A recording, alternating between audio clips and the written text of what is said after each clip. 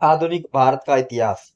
प्रस्तावना। आधुनिक भारत का इतिहास 18वीं सदी के मध्य से प्रारंभ होता है, जब अंग्रेजों ने भारत में अपनी राजनीतिक एवं आर्थिक सत्ता स्थापित करनी शुरू की और यह क्रम 1947 में भारत की स्वतंत्रता तक चला।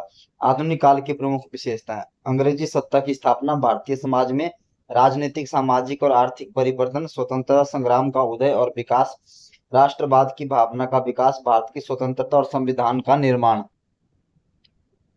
अंग्रेजों का आगमन और सत्ता की स्थापना। 1600 में ईस्ट इंडिया कंपनी की स्थापना इंग्लैंड में हुई। 1608 में कैप्टन विलियम हॉकिंस भारत आया। 1612 में सर थॉमस रोम मुगल दरबार जहांगीर में गया। 1757 में प्लासी का युद्ध, अंग्रेजों की वास्तविक सत्ता की शुरुआत।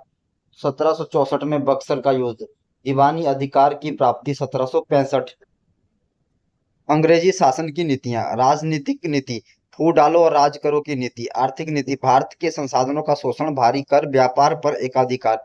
सामाजिक नीति, भारतीय समाज में विभाजन को बढ़ावा, शिक्षा के माध्यम से अंग्रेजीकरण।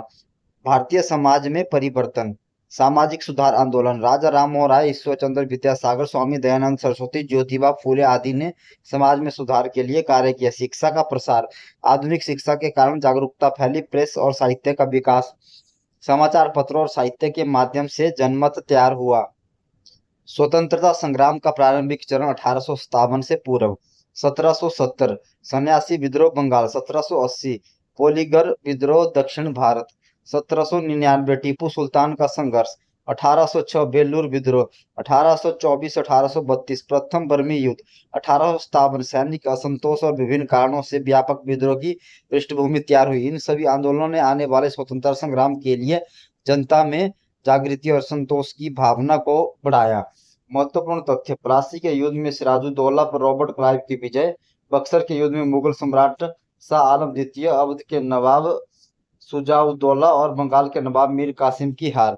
सारांश। आधुनिक भारत का इतिहास अंग्रेजों के आगमन, उनकी नीतियों, समाज में आए परिवर्तनों और स्वतंत्रता संग्राम के विकास की कहानी है। यह काल संघर्ष, जागृति और अंततः स्वतंत्रता की प्राप्ति का काल है। धन्यवाद दोस्तों।